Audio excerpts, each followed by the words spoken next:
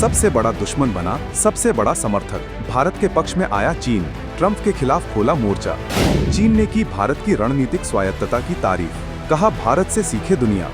अमेरिकी दादागिरी को भारत का करारा जवाब, दुश्मन चीन भी हुआ मुरीद, मोदी सरकार को किया सलाम।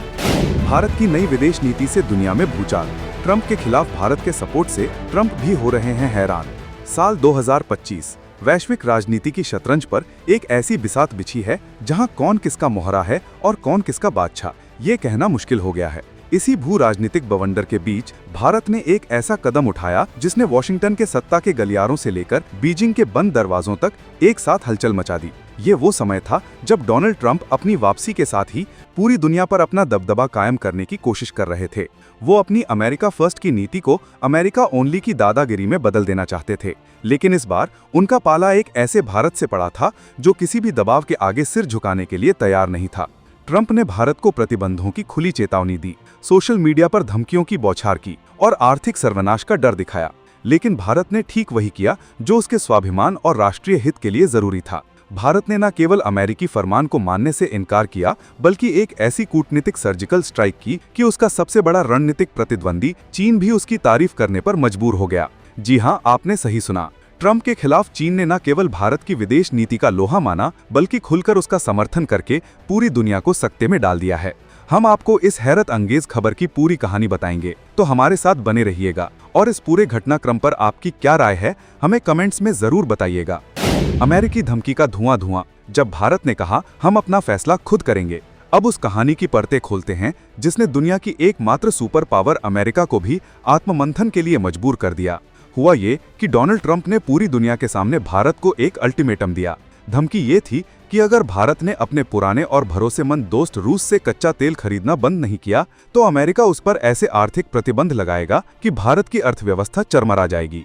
इस धमकी को और पुख्ता करने के लिए उन्होंने भारत पर 25% टैरिफ लगाने की घोषणा भी कर दी। ये अंतर्राष्ट्रीय मंच पर आर्थिक ब्लैकमेलिंग का एक खुला खेल था। अमेरिका का मकसद साफ था, भारत को डराकर रूस से अलग करना और उसे अपने खेमे में शामिल होने के लिए मजबूर करना।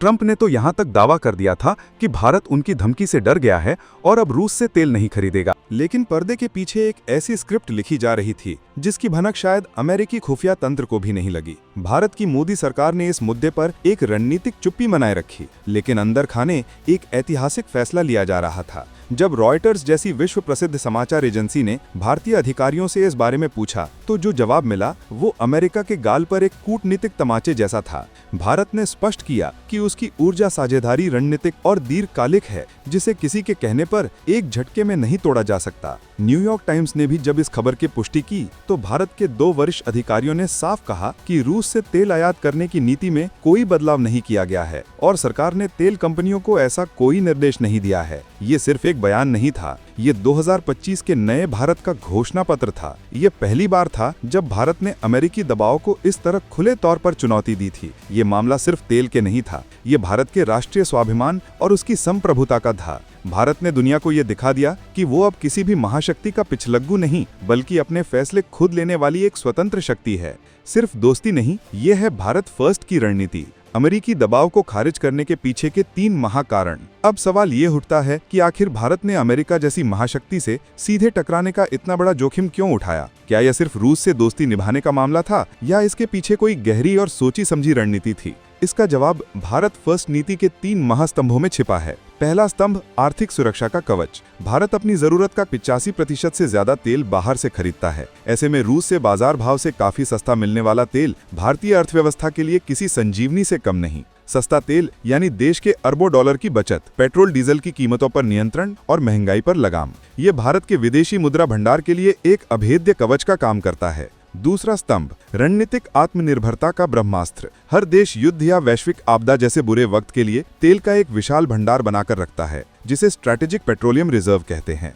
रूस से मिल रहे सस्ते तेल ने भारत को अपने इन भूमिगत भंडारों को लबालब भरने का एक सुनहरा अवसर दिया। ये एक ऐसा गुप्त हथियार है जो किसी भी आपात स्थिति में भारत को महीनों तक ऊर्जा संकट से बचाए रखेगा और देश की आत्मनिर्भरता को मजबूत करेगा।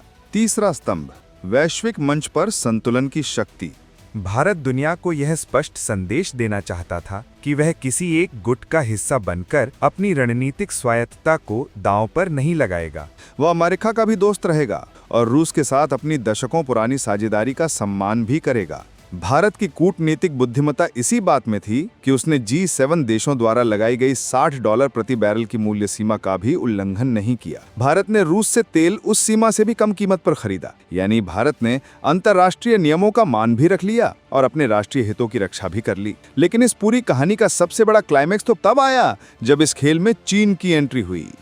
जब दुश्मन ने की तारीफ, भारत की कूटनीतिक जीत पर क्यों लगा रहा है चीन मोहर।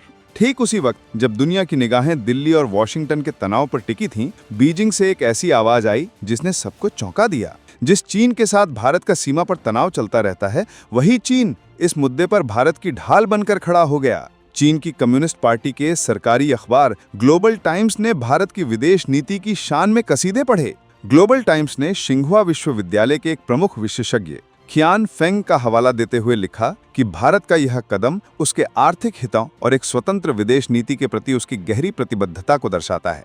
चीनी एक्सपर्ट ने यहाँ तक कहा कि भारत के फैसले हमेशा उसके अपने राष्ट्रीय हितों पर आधारित होते हैं और वो किसी के दबाव में नहीं आता। ये भारत की एक ऐसी कूटनीतिक जीत थी जिसकी कल्पना किसी ने नहीं की थी। भारत ने एक ही चाल से अमेरिका को संदेश दिया कि उस पर दबाव बनाने का नतीजा यह होगा कि उसका दुश्मन चीन और मजबूत होगा। वहीं चीन को भी ये संदेश गया कि भारत अब इतना शक्तिशाली हो चुका है कि उसे किसी के सहारे की जरूरत नहीं। चीन की यह तारीफ दोस्ती नहीं बल्कि उसकी रणनीतिक मजबूरी थी।